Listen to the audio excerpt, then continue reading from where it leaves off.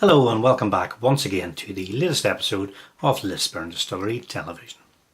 Once again, sadly, we have no exclusive highlights to bring you in this episode, but the good news is that we are including a rerun of a match from a couple of years back, along with an exclusive interview with not just one, but two familiar faces from around New Grosvenor.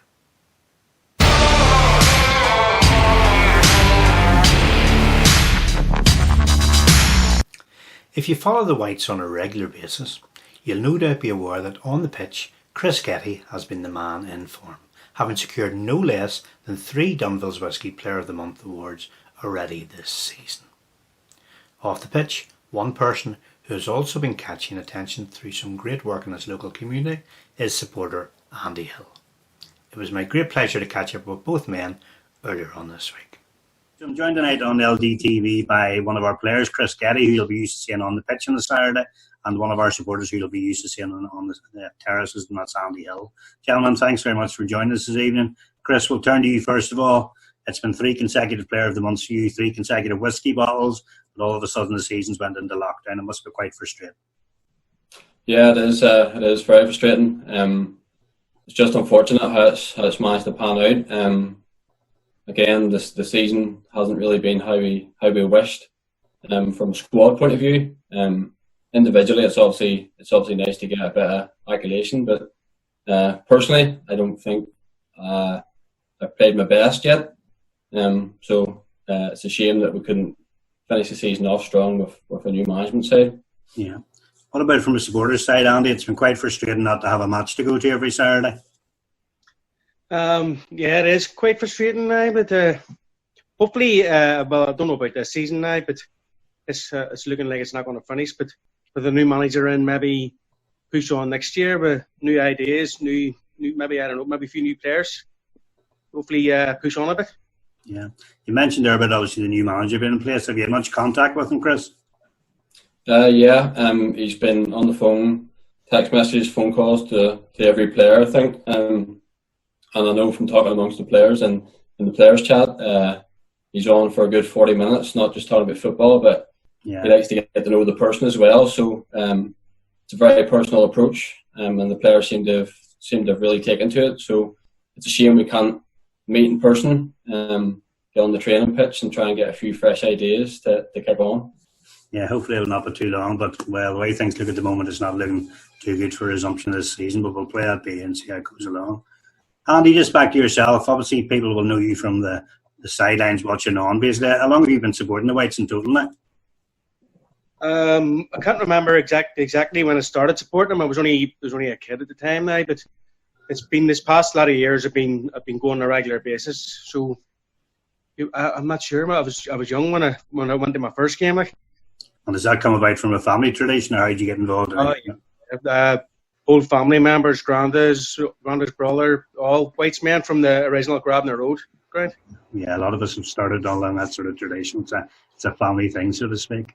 Chris, back to yourself. Obviously, you've been in touch with the players. What's the general mood in the camp in terms of the season? Are players thinking that maybe it should be ended now? Are the players, would they like to get it going again, or what's the general feeling there?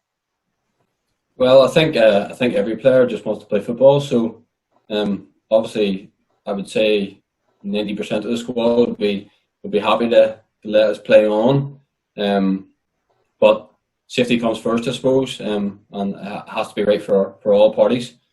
So the mood early on was of frustration, and now it's just sort of a waiting game, really. Which to be honest can be more frustrating, the unknown. Yeah, that's true.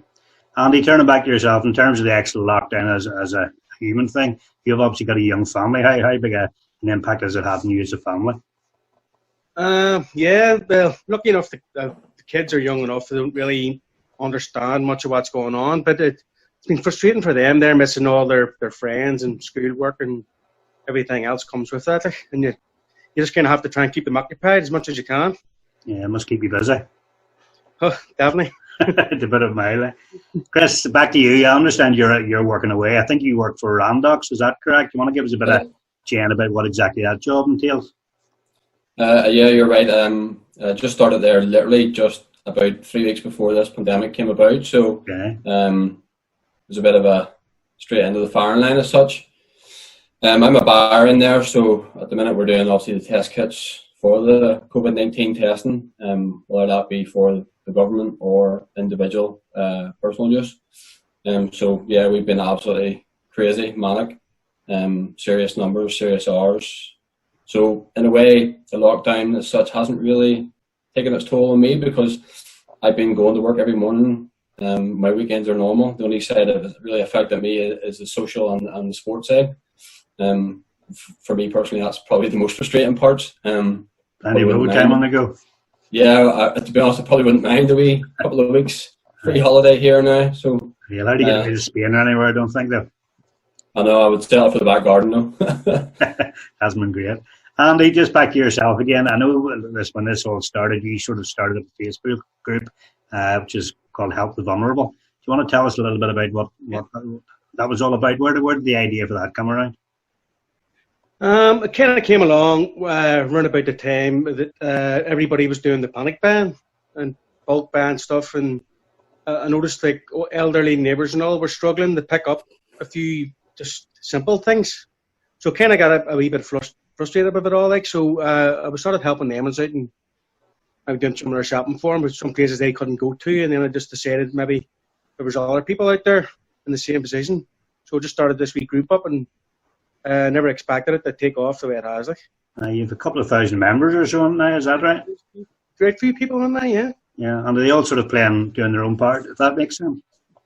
Yeah, somebody would maybe message into the group or message me personally, maybe need something simple, maybe a bit of shopping done, or maybe a prescription picked up. And if I'm about that area, I would do it, or I would get somebody from, say, their area. And everyone's kind of just helping each other at the minute now, so it's not too bad. Like. Well, no, you're doing a great job, so well done for doing that. Actually, you're both doing a great job, obviously, in your own ways, so to speak, Chris. That's a very vital part as well, getting these testing kits out, and I'm sure it'll be ramped up even more probably in months to come. Listen, gentlemen, it's been an absolute pleasure to talk to you both this evening. As I say, obviously, in terms of the season, we don't know when it's going to be back. It could be weeks, could be months. It might not start the next season. We just don't know at this point in time. But we'll take it day by day and week by week. And hopefully it'll not be too long before football's back on and we'll all get our Saturday fix once again. Okay, thanks for joining us this evening, guys. All the best, guys. All the best, man. All the best, Chris. All the best, Andy.